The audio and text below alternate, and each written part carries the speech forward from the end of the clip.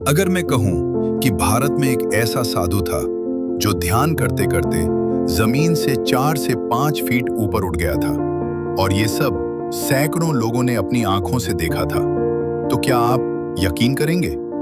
साल था 1954। उत्तर प्रदेश का एक छोटा सा इलाका, एक साधु और एक ऐसी तस्वीर जिसने विज्ञान, धर्म और सरकार तीनों को हिलाकर रख दिया।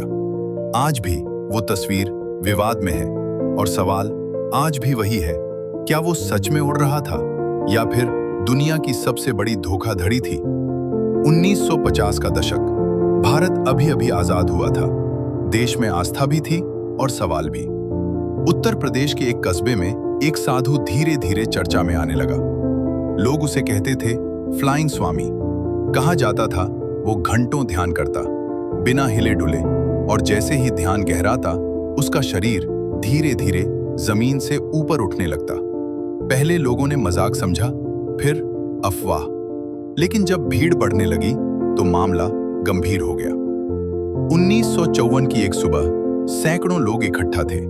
साधु ध्यान मुद्रा में बैठा था, आंखें बंद, सांस बेहद धीमी, और तभी लोगों ने देखा उसका शरीर धीरे धीरे ऊपर उठने लगा। 1-2 इंच नहीं, पूरा 4 से 5 फीट। कोई रस्सी नहीं, कोई सहारा नहीं, कोई मशीन नहीं। भीड़ में सन्नाटा छा गया। कुछ लोग डर गए, कुछ रोने लगे, कुछ जमीन पर सिर टेकने लगे, और तभी एक फोटो खींची गई। आज भी इंटरनेट पर मौजूद है एक ब्लैक एंड व्हाइट तस्वीर, साधु ध्यान में और जमीन से ऊपर। यही वो फोटो है जिसने इतिहास बना दिया। लेकिन यही फोटो सबसे बड़ा विवाद भी बन गई। कुछ लोगों ने कहा ये फोटो असली है, कोई एडिटिंग नहीं। लेकिन वैज्ञानिक बोले 1954 में भी ट्रिक फोटोग्राफी होती थी। मामला सरकार तक पहुंचा, जांच की बातें हुई, लेकिन कोई आधिकारिक निष्कर्ष कभी सामने नहीं आया, और यहीं से रहस्य और गहरा हो गया।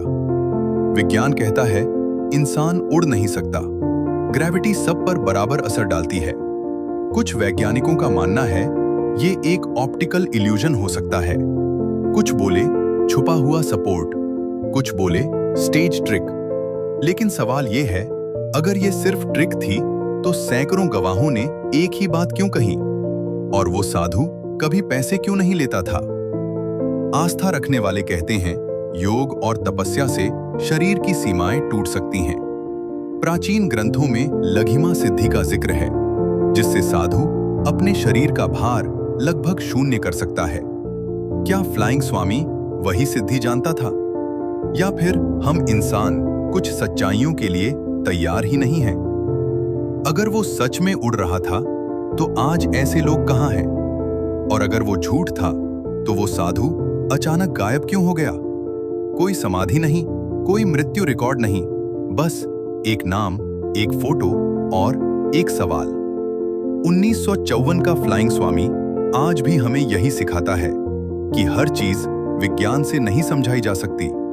कुछ रहस्य इसलिए होते हैं ताकि इंसान खुद पर सवाल करे। तो बताइए, क्या वो साधु सच में उड़ रहा था या वो इंसानियत के इतिहास की सबसे बड़ी इल्यूजन था? अगर आपको ऐसी रहस्यमयी, अनसुलझी और डरावनी कहानियां पसंद हैं, तो वीडियो को लाइक करें, दोस्तों के साथ शेयर करें, और ऐसे ही रहस्यों के लिए चैनल को सब्सक्राइब करना न भूलें, क्योंकि अगली कहानी शायद और भी ज्यादा हैरान करने वाली हो।